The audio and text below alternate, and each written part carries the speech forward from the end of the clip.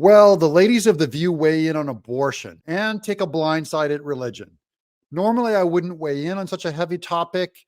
I try and keep it entertaining here. But these ladies, no one is advocating for the life of the unborn. So I have to weigh in. And that's the big question is, what is it?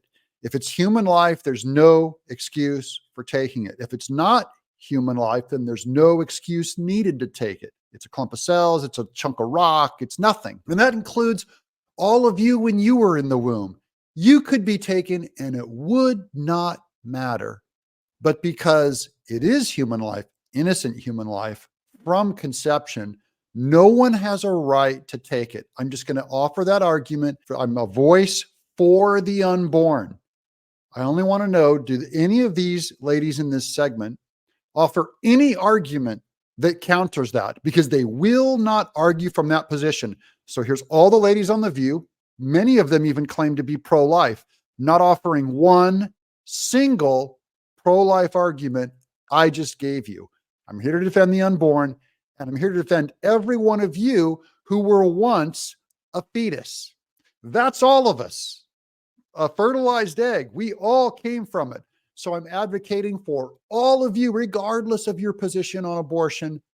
I'm here to fight for your life. Last week, Katie Cox, a Dallas mother who was in a high risk for multiple pregnancy complications, was granted an abortion. Just to articulate what was wrong with her baby, at 20 weeks pregnant, Cox learned her fetus had full trisomy 18, a chromosomal abnormality that is almost always fatal before birth or soon after. Only about 10% of the babies with this condition live to be even 1 year old. I want to give this baby every second of life.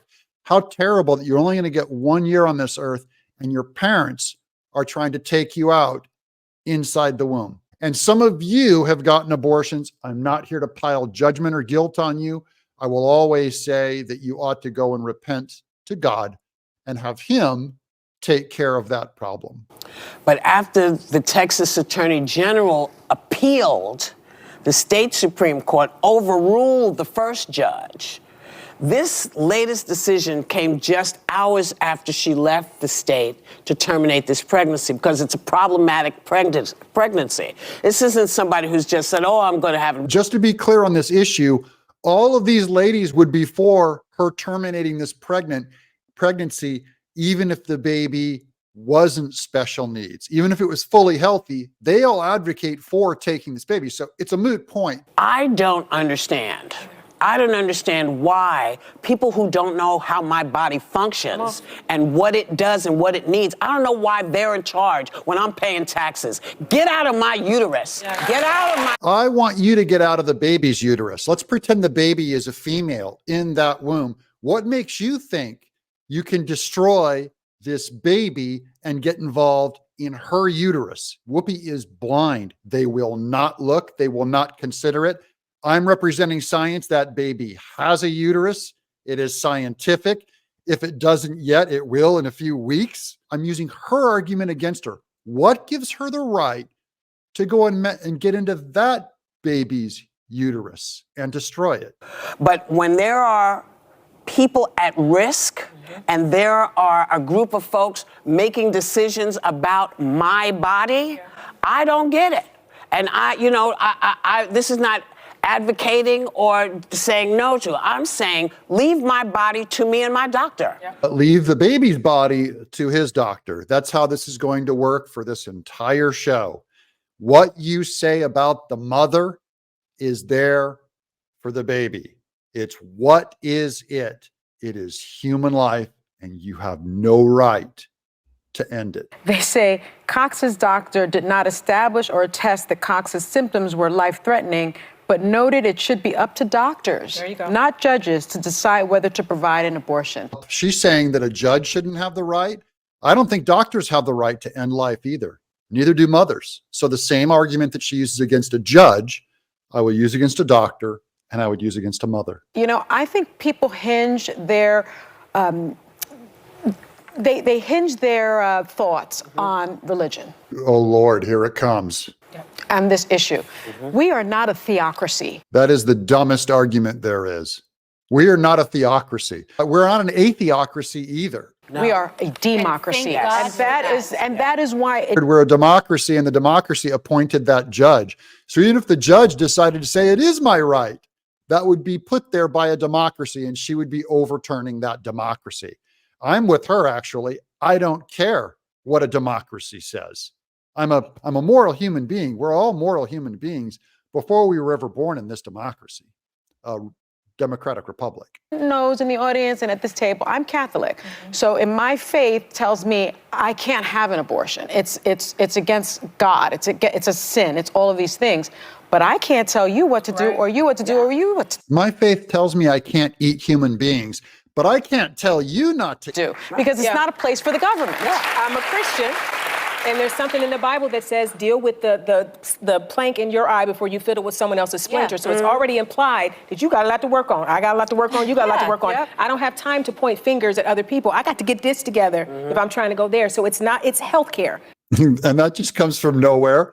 Don't judge others by different standards. You judge yourself. Oh, and it's healthcare.